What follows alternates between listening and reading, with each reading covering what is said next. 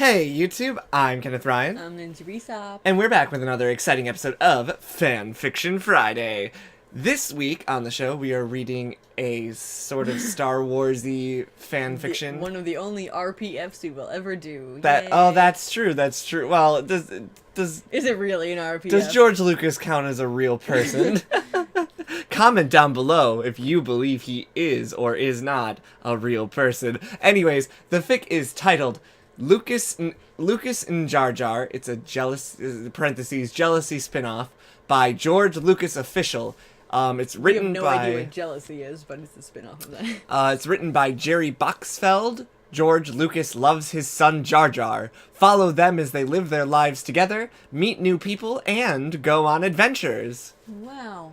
Right. This is a romance/spiritual fanfic, apparently. So, it opens with a quote, "In the end, the love you take is equal to the love you make," by Paul McCartney. Chapter 1, The Beginning of the End. May 4th, about 65 million years ago. The songs of Petrodons... Petrodons. The songs of pteranodons filled the prehistoric morning sky as a lowly ankylosaur feasted on a primordial berry bush. The peaceful creature savored every single succulent bite of the tasty piece of vegetation, as any meal you would have in the infamously brutal Cretaceous period may very well be your last. He had nearly stripped the plant clean before realizing that he should get going on his way. He would not want to be separated from the herd after all. Little did he know that his reptilian life would soon change forever. He picked up the pace of his heavy steps in an attempt to catch up to his herd, which was within view, but still quite a ways away. Then, without warning, a massive tyrannosaur emerged from the tree line with its massive teeth bared, ready for the kill. It let out a blood-curdling cry as it opened its massive, jagged jaws and attempted to munch the poor herbivore, but right as he was about to bite down, a sudden flash of light filled the once blue sky. The two dinosaurs looked up in disbelief. Is this not a fucking, drawing? That's, on, placemats? I don't know, maybe. I think I have a placemat, and by I have, my parents have, of, dinosaurs looking at a meteor. Probably. Oh my god. The two dinosaurs looked up in disbelief as the sky had now turned bright red. A massive booming sound filled the air as they saw a large burning object penetrate the atmosphere several times the speed of sound. This event would bring about the end of the time of the dinosaurs. The tyrannosaur, being much taller than the young ankylosaur, looked up at the incoming meteor in horror, for it was no meteor at all. Cannonball! Screamed George Lucas as his floral swim trunks began to burn up upon re-entry to the planet. This is the Tyrannosaurus, if you want to do that, I don't know. Sure. Oh, fuck! Sputtered the carnivore, sensing his imminent death. He looked down at the ankylosaur who had soiled itself in terror. "It's over, baby! Hold me!" Then the two lizards, once enemies, embraced, knowing that the presence of a friend would make the transition into death slightly more tolerable.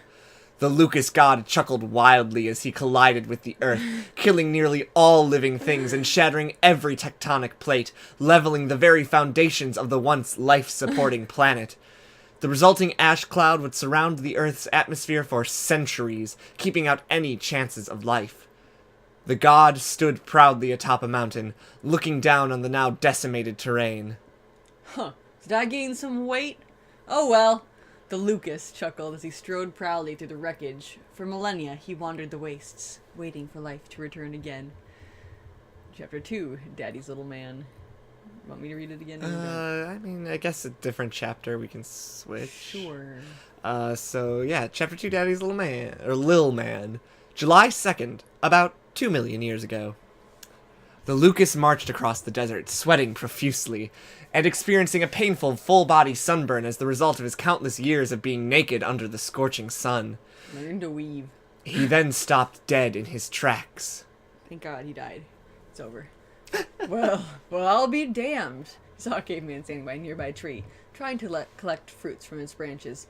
"What's up, you little shit?" the Lucas yelled jokingly. However, the caveman jumped back and raised his spear in defense. You want those fruits, right? You can't, reach them? The caveman nodded.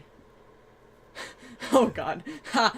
Thank god this faggot speaks English. Oh my god, it's one of those. Lucas chuckled as he walked toward the tree and attempted to get the fruits. But due to his own lack of a ladder and laziness, he turned back to the caveman. Look, why don't I just show you how to make fire or something? The caveman nodded again. Then Lucas raised his hand and zapped a nearby piece of wood with lightning, making it ignite into flames. He's a god. But Lucas uses the dark side? I guess. The primitive jumped back. Won't you calm the fuck down? It's just fucking fire. Lucas added more wood to the fire, feeding its glowing blaze. The caveman, who Lucas grew to call Frito-Lay, soon learned the importance of fire. Lucas chuckled as he saw him finally enjoying the fire. It was so nice to see that the two of them came together to be constructive. It really touched his heart to build such a connection, so much so that he almost felt a bit bad when he picked up a nearby rock, bludgeoned Frito-Lay to death with it. Oh. Lucas chuckled as he picked up the frail remains of the cave dweller and roasted his corpse over the fire. Cannibalism! Where is this fic going? Jar Jar. Frito-Lay tasted like shit, but hey, beggars can't be choosers. Oh, that's a political statement. Lucas, once done devouring the man, stopped and for the first time ever thought for a moment. He felt something. Something deep within him. It was loneliness. Well, you just killed your only person you've ever met ever. Right? I thought they were going to be like it was indigestion or something, but apparently not. Lucas reached into his lift titty fold, the one closest to his heart, and pulled out a golden locket. He opened it and looked upon the photo of a Hayden that lay within. Hayden fucking Christensen. I killed them. All of them. The women and the children. I miss you, buddy. A single salty tear dripped on Lucas's face as he continued to peer at his former lover. I'm so alone. He looked up at the desert again. It was night now. The stars themselves seemed to speak to the god, almost calling out to him. They seemed to represent that even in these dark times, there are always lights full of hope in the limitless darkness. Lucas grew angry with himself and threw the locket on the ground, crushing it under his tubby foot. I will make someone then. His voice gets wild. Okay.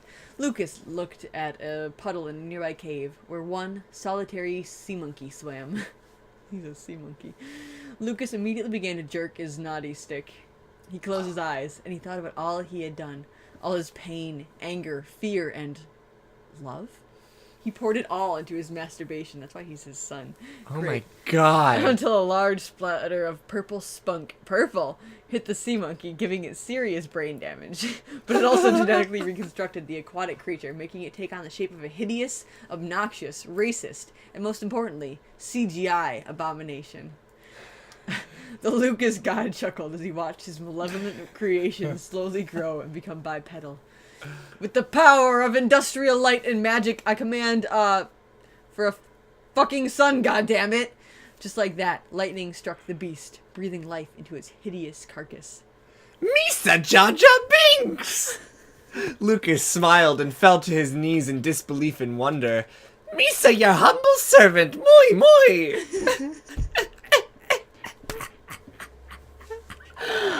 Oh my god, I think the author of this fic has some opinions on the Phantom Menace. Because I think you notice Jar Jar Binks has 2 lines in Attack of the Clones and 0 in Revenge of the Sith. Jar Jar Binks does not speak at all in Revenge of the Sith. He's in the background of 2 scenes, and I know that because I very recently watched the movie. The beast continued as it immediately began to shit itself and roll around in the resulting dung pile. No, Lucas says as he wiped the dung off of the amphibian. You are my son. He put his hands on Jar Jar's shoulders before planting a wet kiss on the end of his reptilian snout. Nobody will ever touch you. You are perfect. I have created you so we can be together forever. You and me. It is our destiny, my boy. Jar Jar smiled, revealing his near-endless rows of serrated teeth. Daddy! Moaned Jar Jar as he jumped into his father's strong arms. Lucas chuckled as he began to carry his offspring to an unknown future. Let's go, my boy. Let's go make some friends. Chapter 3. Father and Son. May 3rd, 1938, Rome. Mussolini's personal dining hall was filled with laughter as four men enjoyed a succulent feast. Nine. You are a very funny man, Georgie. That's not Hitler. But it can be. You are a very funny man, Georgie, Hitler said, nearly choking on a piece of schnitzel. Lucas sat there contentedly next to his smiling son, Italian? Jar Jar. Yeah, Hitler's cool. dining with Mussolini, Yeah. Lucas, and Jar Jar. The two were the sharpest dressed there, decked out to the nines in luxury golden diamond weave tuxedos, dark purple in color. Your jokes truly are. That's a very Romanian. I was like, yeah, are you a gypsy? I called Dracula. Oh, that was so gypsy. Mario. Jokes truly are magnificent. Mussolini agreed as he unhinged his jaw, and not unlike a basilisk. Why is there so much jaw unhinging going on? Four. Not unlike a basilisk, and swallowed his 8th serving of spaghetti in a single gulp. Very funny, Daddy! Ha ha! Jar Jar said as he slapped his knee. Well, what can I say? I'm ahead of my time. Ha ha. Mussolini snapped his fingers. Scott, can we get another drink for this man here? A bald man with a soul patch with a soul patch emerged from a nearby corridor. I have no idea who this is. Scott Barsteed, reporting for duty, the servant said, hailing Hitler. Hailing? Is that how I'm supposed to say it? Hailing Hitler. Mussolini leaned in to the party guests and whispered, This is Scott. His son's in a mental hospital, so be nice. They all chuckled for hours on end. What? Hopefully unrelated. this is Lucas, yeah. So now that we've eaten our dinner, it's time we brought up the real problem. The other 3 members looked at Lucas quizzically. What do you mean? Hitler asked as he leaned in closer. To put it simply, Jar Jar stood up, ripped off all of his clothes, and slammed his hands on the table with the it's you actually. Jar Jar. To put it simply... Jar Jar stood up, ripped off all his clothes, and slammed his hands on the table with the force of an atomic bomb. Oh, no. This is historical. It's the hit. I just don't want to shout this in a Jar Jar voice. Oh, but you know where this is going. The Jews! Lucas sat quietly, nodding slowly. Couldn't have said it better myself, son. Jar Jar then dipped his gungan shaft into a nearby soup ball, sucking up its contents as if it were a straw. Juice? Mussolini asked. Lucas shrugged. They gotta go. Mussolini thought for a moment. What do you want us to do? Lucas smiled. He had them right where he wanted them. This person has some opinions. Lucas caused Hitler to kill them. It's simple. Kill them. Hitler's mouth hung open as if he had just realized he left the stove on at home. He's brilliant. How did... I think of such a brilliant plan, Lucas interrupted. Like I said, I'm ahead of my time. Lucas straightened his bow tie and chuckled. He then took a mighty swig of the Italian Chardonnay that lay before him. I will fund the whole thing. All you need to do is wage war on the world. Mussolini and Hitler looked at each other, leaned in, and kissed passionately to symbolically show their unity and devotion to Lucas's plan. Ooh-wee! Shouted Jar Jar as he ran wildly naked through the hallways in joy. Lucas watched his boy and chuckled. It seems like things were falling into place. Well, they're making new friends and having adventures, I guess. Chapter 4, The Change. May 24th, 1977. This is where Daddy works. Lucas entered the film studio, holding hands with his son. I'm supposed to have that damned Star Wars picture released tomorrow, but Harrison Ford keeps fucking busting my ass. He led Jar Jar on the set. Then he saw him. Mark Hamill. Jar Jar began to blush and ran crying into the bathroom. Lucas followed the gungan inside and locked the door behind him. What's wrong, son? Jar Jar broke down and began to cry. Misa sick, Big Daddy. Lucas felt nothing but sadness flow through him. What do you mean, son? Son? Exclamation mark. Well, question mark, exclamation mark. Jar Jar turned to face his father. Lucas gasped as he saw that Jar Jar had a massive bulge protruding from the crotch of his pants. Every time Misa see Mark, it gets hard and Misa feels tickly in the boombas. Lucas chuckled and released a sigh of relief. Don't worry, my boy. It's all normal. You're just going through puberty. Jar Jar laughed. Oh, okie day. Lucas chuckled again. I was noticing that your testes were getting hairier. Ha!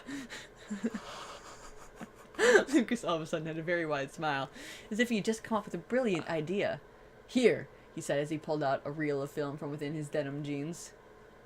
Jerk your willy unto this, and watch the magic happen. Jar Jar did so. He stroked his veiny shaft over and over, faster and faster, harder and harder, until finally he spurted a massive gungan load onto the film, making it glow purple. Lucas chuckled and fell to the floor. You did it! You did it! Yay!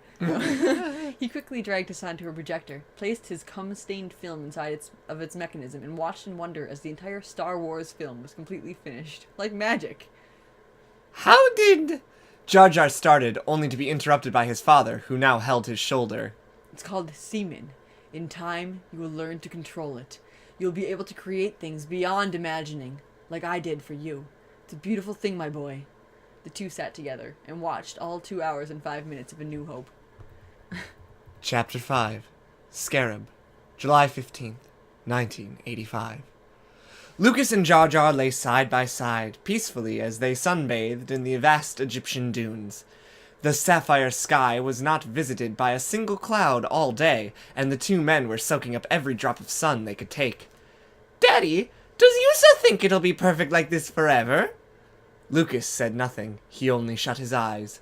These have been the best days of his life. He couldn't even imagine any of this coming to an end.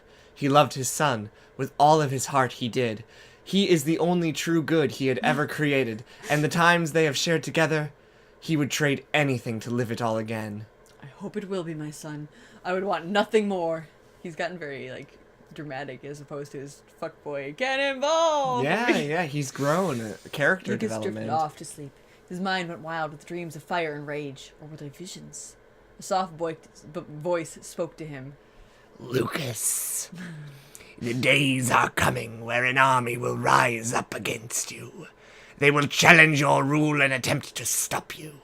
This army will rise from your long-lost adversary, Jeff Goldblum. They will attempt to end your tyranny once and for all, but it shall be in vain. However, on the final day, the battle shall be far from over. For on the final day, man will take from God what God treasures most, and in the darkest hour, when the children have no heads, man will try to strike God dead. Lucas woke up to the sound of screaming. Jar Jar's screams. He levitated to his feet in a state of total panic. Jar Jar, son, where are you? The screams seemed to be coming from every direction, yet he could see nothing for miles. Lucas flew all the way to orbit and looked down upon the entire desert with his laser-accurate vision, scanning every potential crack and crevice where his son might be. But it was no use. Lucas crashed back onto the ground and fell to his knees in defeat and total horror. Then, he looked down at his voluptuous belly to see a sticky note. He delicately peeled the note from his leathery tummy and brought it up close to his face so that he could read it. The writing was written in immaculately beautiful cursive. But since Lucas never made it past second grade, past grade 2, he found it incredibly difficult to read. The note read as such. I don't know. Hello, old friend. Caught you napping and thought it'd be best to take Junior while you were unable to fight back. You see, I've an army at my disposal and I am not afraid to use it. I will do fucked up shit to your son, Lucas. Stuff I'm not proud of. Unless, of course, we can work all this out. Meet me at the Scarab Temple, just south of the pyramids. Come alone and peacefully. Your reign ends now, George. Sincerely, Jeff Goldblum. Lucas crushed the letter in his hands with all of his godly strength. He screamed wildly as he soared toward the Scarab Temple. He would have his revenge. Chapter 6. And, I don't know, the only movie that I really remember Jeff Goldblum in is, Thor: The Dark World. Not the Dark World.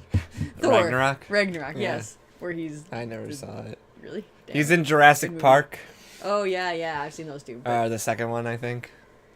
Chapter 6. the The only thing I Order. can potentially think of his voice from, but I don't know how to describe it. Lucas created a crater as he collided with the desert floor. He looked upon the Scarab Temple. Its ancient Egyptian architecture was, without a doubt, the work of the Goldblum. Goldblum! Lucas yelled at the ancient structure.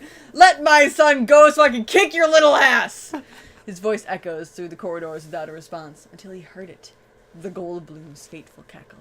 He emerged from behind one of the pillars of the temple, wearing a black leather jacket and a wicked pair of shades. Well. Look who finally has the upper hand. Lucas turned bright red, shaking with anticipation and rage. Let me see him, Lucas yelled. The Goldblum only stood there and smiled. Lucas, tired of the Pharaoh's games, took a step forward towards the temple. I wouldn't do that if I were you. As the Goldblum said this, at least 15 snipers emerged from every conceivable hiding spot and lined up laser pointer on Lucas. Lucas's rage quickly turned into joy. The Order of the Scarab? Ha! I thought your people died long ago. I am pressed, but it be no matter. Do you honestly believe mere mortals and bullets can stop me? Come now, old friend. We both know I'm literally bigger than this. Lucas chuckled hysterically. However, the Goldblum was left unfazed, still smiling. 2 guards emerged from the temple, carrying Jar Jar in hand, with a burlap sack over his disgusting head. He was kicking and screaming wildly, though it was muffled under the bag. Lucas turned angry. Let him go! The Goldblum laughed. No, Lucas. Countless have died in your brutal campaign. Your power has gone unchecked for millennia, and now it meets its end. Lucas spat at the Goldblum. Fuck you, Goldblum! Lucas exploded into a terrifying giant purple ethereal form, now the size of a 50-story skyscraper. Lucas looked down on the entire temple, making Goldblum's soldiers scream in horror. Lucas's voice was now magnified 50-fold. Fool! I am God! The Goldblum was still left unmoved. I know you heard the voice, too. Lucas was silenced and shrank back into his near-human form. You had the vision, too? Goldblum removed his sunglasses and looked Lucas dead in the eye. Not with anger, not with rage, but with compassion. He walked towards Lucas and stopped, but only a foot from him. It was the voice of the universe, the voice that never lies. Our fates are intertwined, and our battle will only bring destruction and loss for both of us. Lucas thought for a moment. What if he was right? What if this madness and his thirst for power led to both their downfall? Why capture my son? The Goldblum looked at the floor. We needed to get your attention and make sure you wouldn't harm anyone. He put his hand on Lucas' shoulder. We can end this struggle today. You go with Jar Jar. I leave with my men, and we put balance to the universe. If this continues, the prophecy will be made true, and we will both fall. Old friend, please. Lucas chuckled and put his hands on the Goldblum's shoulders. Oh, did you honestly believe you could save your own skin so easily? I will kill you for what you have done! The Goldblum looked at the floor again, sweating this time. I'm sorry to hear that, old friend. I was hoping I could count on you to change your mind. Without warning, the Goldblum raised his other hand as if to strike Lucas with an unknown object. But Lucas, with his incredible reflexes, disarmed the other god. A syringe fell on the floor, filled to the brim with AIDS. Lucas looked up at his adversary, pleasantly surprised by his attempt. Trying to stab me in the back, I see. Smart. Trying to give me AIDS, too. Very smart. I'm impressed. Didn't think you'd sink that low, you insufferable cunt.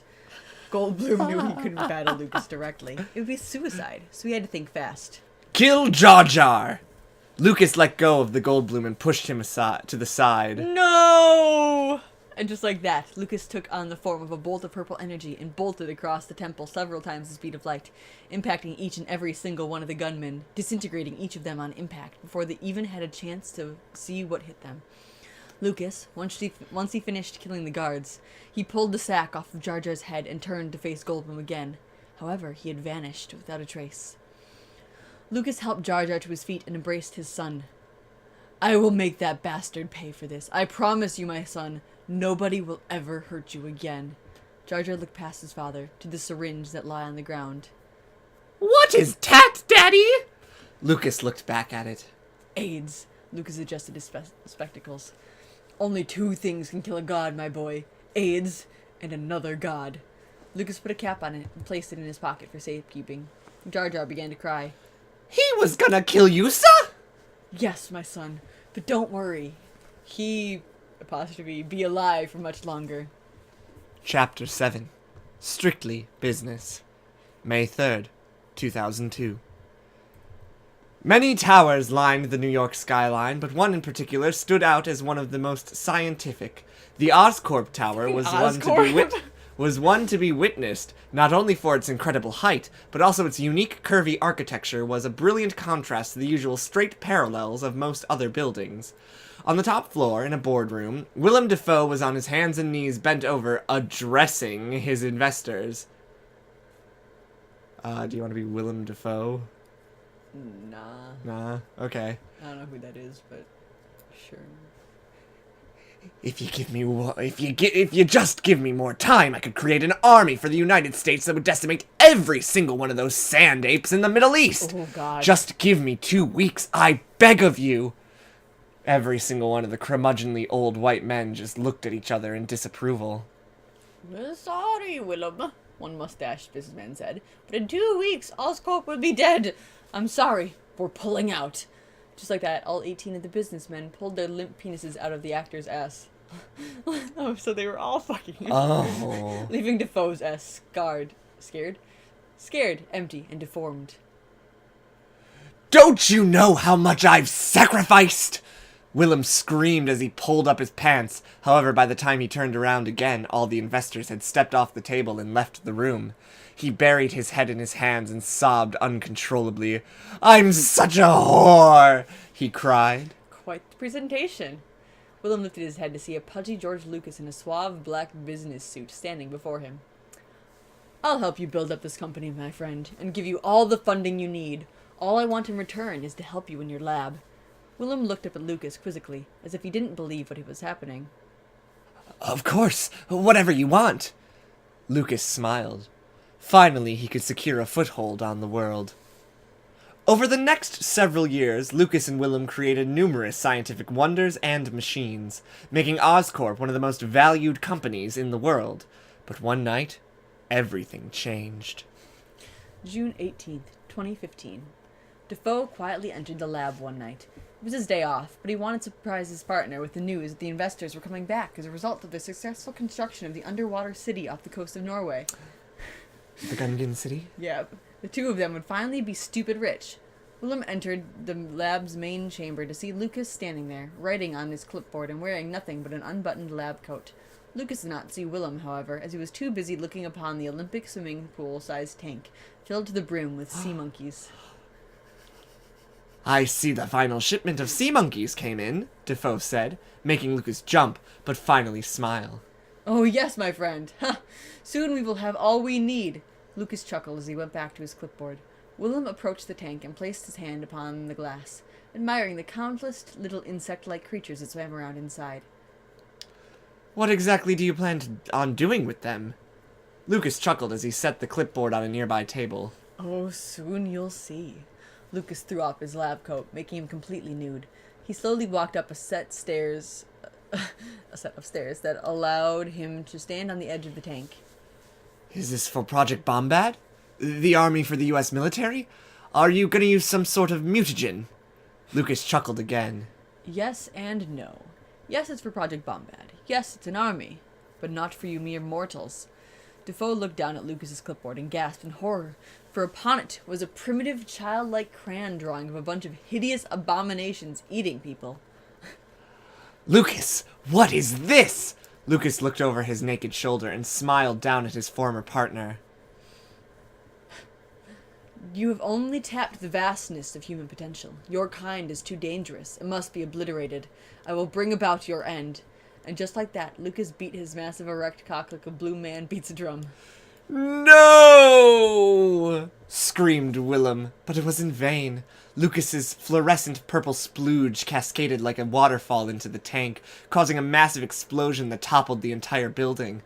But when the dust settled and the rubble filled the streets of New York, an endless horde of gungans poured from the demolished building, sprinting through the city streets and finally dove into the Atlantic Ocean. Lucas had his army. It would soon beat time. Chapter 8. The Final Day. May 4th, 2077. 60 years after the Lucas event. It may have been foggy, but Lucas and Jar Jar were having yet another perfect day. They had done nothing but ravage the corpses they found laying about the endless ruin that once was Earth. They were about to call it a night until they heard a distant scream. The scream of a gungan! Lucas and Jar Jar pulled their dicks out of the corpses and put... Oh, they were fucking them, okay. I thought ravage meant something different in this case, but okay. No. And rushed through the derelict city toward the sound. Who could have attacked the gungan? Humanity had gone extinct over 60 years ago, but it happened. Whatever. When they finally got to the scene of the crime, the two gasped in horror. What they saw chilled them to the bone. They saw 10 Gungan's corpses scattered around about a clearing. They were pale in complexion, and all of them lacked their heads. Oh no! The children have lost their heads or whatever, and this is the final day. Oh my god. Screamed Jar Jar. Lucas then covered the Gungan's stalked eyes. His son shouldn't see such things. Who has done this to my sons? Then he noticed, through the thickness of the fog, a forest of wooden stakes, each with the head of a Gungan impaled upon it. He fell to his knees, only to see that on the ground, written in the blood of his sons, was the words, "Man takes from God." And in that moment, Lucas remembered the prophecy he had heard long ago, that on the final day the battle shall be far from over, for on the final day man will take from God what God treasures most. And in the darkest hour, when the children have no heads, man will try to strike God dead. Oh my god. This fic is remarkably well thought out for being absolutely stupid and ridiculous. And like all these random racist But like things thrown in. right, well yeah, but like that prophecy is actually kind of fucking good. Like that's a well-written prophecy. Yeah. Impossible, Lucas said as his face turned red with rage. It was all coming true. Could man really defeat him? Not on his fucking watch. I swear to Christ, I'm gonna butt-fuck whoever did this to oblivion! Jar Jar hugged his father and straddled his waist. Me too, Daddy! He then planted a wet kiss on Lucas's rosy nose. Lucas chuckled. He could always count on his son to cheer him up. Lucas continued to kiss Jar Jar passionately and pulled the amphibious abomination closer to him as he felt Jar Jar's 2-meter-long tongue slip down his throat and enter his stomach. Lucas chuckled as he felt his internal organs be tickled by his son's flexible appendage. Oh, God. They continued playing tonsil tennis for hours. They would get around to killing whomever did this. Eventually. But now... bliss. Winky face. Winky face. Chapter 9, The Darkest Hour. Lucas and this paragraph, wow. Lucas and Jar Jar put their clothes back on and looked around for answers. They searched for hours, but then decided they should maybe follow the direction of the arrow written in blood on the floor left by the attacker. Huh. After just a couple of minutes following the arrow, they stumbled upon a building that was miraculously still intact. Holy fuck, a building! Lucas yelled. He was impressed that the structure was still in one piece. Then, suddenly Lucas's fupa senses were tingling, as if something terrible was about to happen to Jar Jar. Without hesitation, Lucas jumped in between Jar Jar and the building, allowing him to catch the bullet that was about to hit his son right in the gabber. Lucas then turned the bullet and released it, causing it to return to sender. Fuck! A man screamed as he fell from the roof of the building, gripping his now bleeding belly. Lucas chuckled and clapped slowly as he approached the broken man that now lay on the ground. What a fucktard. Looking down at the man, Lucas found him oddly familiar. Then he finally pieced it together. Peter motherfucking Parker. Oh. Spider-Man. The communications teacher looked back up at Lucas and flashed a toothy grin, blood dripping from his mouth. Lucas bent down to look at him closer. How the hell are you, motherfucker? Peter continued to smile. Not so good at the moment. I'm currently bleeding out. Lucas chuckled. Well then maybe you shouldn't have tried to fuck with me and my son. Lucas then jabbed his thumb into the fresh bullet wound in Peter's tummy, making him wince in pain. Now, who do you work for? Parker looked nervously up at the Lucas god, practically shaking in his boots. I work alone. You know that better than anyone. Lucas smiled. Oh, I don't think so. Oh, wait. nomad. You're a god, but a lesser one. You've not the gall to work up such a plot on your own. Not to mention the prophecy says man will take from me, so where's the man? Because all I see is a pussy-ass shitty excuse for a god. Never start a sentence with because, Lucas. A bellowing voice uttered from the roof of the building. Who the fuck? Screamed Lucas, looking up to see the man standing there. It's seriously improper grammar. Not that I expected much from you. You always were a shit writer. The man then dove off the roof with the finesse of a peacock and landed with the majesty of a racing stallion. It was without a doubt J.J. Abrams. Well, fucking well, Lucas began with raised fists. Look like I need to put you in your place, you little pixie-looking kiki.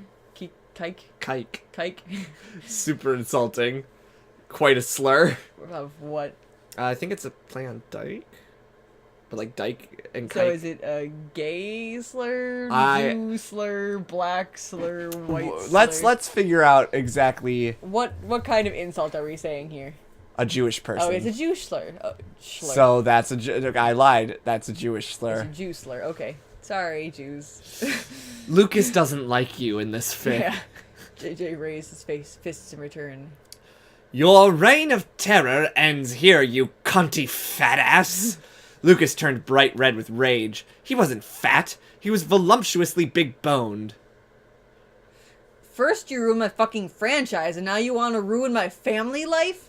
JJ looked at Lucas with a fury that burned brighter than a million suns. You destroyed the world! You've killed billions and caused havoc throughout history. Today, we end you, just as Goldblum would have wanted. Lucas began to make his way towards the Jewish filmmaker, but as soon as he took a step away from Jar Jar, JJ turned to his downed ally. Parker, now! Peter nodded, pulled the bullet out of his spleen, and with an arm that would have won the World Series 1,000,000 times over, threw the lead projectile at an inconceivably ludicrous speed right at Jar Jar's head. Oh no! Jar Jar screamed, but it was too late. Thank God. The bullet smashed straight through Jar Jar's reptilian That skull, was an amphibian. killing him on impact and splattering his little brain into a thick paste which now covered the floor. Jar Jar was silenced. Lucas looked upon this act with disbelief. The trickster had been faking his wound this whole time. Peter looked at Lucas in the eye as he stood up and dusted off his immaculately handsome ebony suit. I can't believe you thought a single bullet could kill me. Only AIDS or another god can kill a god, remember? Ha! Exactly, Lucas said, with a bellowing voice as he removed the syringe full of AIDS from within his coat pocket. Paul's little eyes widened as he felt the needle get violently jabbed right in between his eyes and fill his arteries with the virus. He screamed in pain as blood began to drip from his forehead. You took everything from me, Lucas then punched straight through the photographer's chest, making his arm punch straight through his back whilst holding his still beating heart in his clenched grip. Kalima, motherfucker! Kalima? Yeah. What is that? Kalima. It's from the second Indiana Jones. It's a cult that like rips people's hearts out. Ah, okay. Kalima, motherfucker! Lucas screamed as he pulled his arm out of his enemy's body and let his corpse drop to the floor. Lucas then turned towards JJ, who was now cowering in fear. You! Lucas said as he grabbed JJ's foot and hurled him across the canyon, making him land right on top of Peter's mangled remains. You really thought you could win, didn't you? Lucas said calmly, as he slowly made his way towards the soon-to-be-departed Jew. You really thought you could just kill my son, my entire world, and get away with it? Oh, you are painfully mistaken, you little curly-haired fuck. Lucas then began to unzip his jeans. He's gonna rape me. Oh yeah. I'm gonna enjoy fucking you, JJ. I'm gonna enjoy tearing you apart from the inside out. Lucas then removed his denim pants, making each of his 3 crimson cock sabers ignite with a haunting glow. I'm gonna fuck you like you fucked me, JJ. See you in hell. JJ, like the clever Jew he was, then thought of an idea. Fucking, of course. Lucas violently placed JJ on his hands and knees and removed his pants to reveal JJ's wrinkly, pale cheeks, ripe for the plundering. Lucas wedged his middle cocksaber deep into JJ's ass, making him moan in pain. But then, in a single motion, JJ ripped Peter's now AIDS-infected veiny penis off of his corpse and stabbed the Lucas god in the eye with it, filling his skull with thick, sickening love juice. No! AIDS! Lucas screamed as his skin slowly melted off his bones, leaving nothing but a purple pulp with a hideously big-boned skeleton lying in the middle. JJ turned around and looked upon his kill with disbelief. I did it! I won! JJ ran through the wastes, arms in the air, screaming with joy, until he collapsed painfully with the ground. He coughed furiously as he rolled over onto his back. He began screaming in pain as he looked down to see a red spot of blood appear on his chest. Evil is to be born, die, then live again. What? Is another Jar Jar gonna pop out of him like a face hugger? I need a sequel! You can't leave me hanging here! I'm so invested! If you take out all the stupid racist stuff and, like, terrible slurs and things, it wouldn't be that bad. You know, I honestly think that's part of the schlock that this is. I mean, yeah. That this is meant to just be horribly offensive, and I think it's written by someone that fucking either loves Lucas or hates Lucas, and I can't tell. I can't either. I can't tell if it's like I'm gonna write a dumb thing with Lucas at the center of my story. That was the end, by the way. With Lucas at the center of my story. Because he's both an evil god and everyone else is ruining his stuff by making it worse or something. I don't know. Which is interesting because, like, Lucas ruined his own stuff by making the worst character in anything ever. Actually, that's a lie. Having seen Solo, I can now say that there's a character in Solo I hate more than Jar Jar Binks. That was Lucas and Jar Jar. It was pretty funny. I thought it was funny. I like dumb shock humor though, Yeah. so like it was fine for me. I was like, oh, that's shocking, haha. But thank you so much for tuning in. If you liked the video, please be sure to give it a like. Subscribe if you haven't already. We have awesome new Fanfiction Fridays every Friday. And don't forget that if you have a fic you want us to read on the show, you can leave it as a comment down below, and we'll read whatever you want on the show. Why not? Unless we hate it. Unless we hate it. And yeah, that's actually, yeah, unless we hate I mean, it. we'll probably still read it, even if we hate it. Um, Unless it's, like, terrible. I mean, we've read some already terrible, terrible things. We're hitting, like, rock bottom There, lately. we have a few standards. We do. But Very not few. many. But yeah, thank you guys so much for tuning in, and we will see you next week with more Fan Fiction Friday. Until then, stay awesome, read more smut. Bye. Bye. Bye.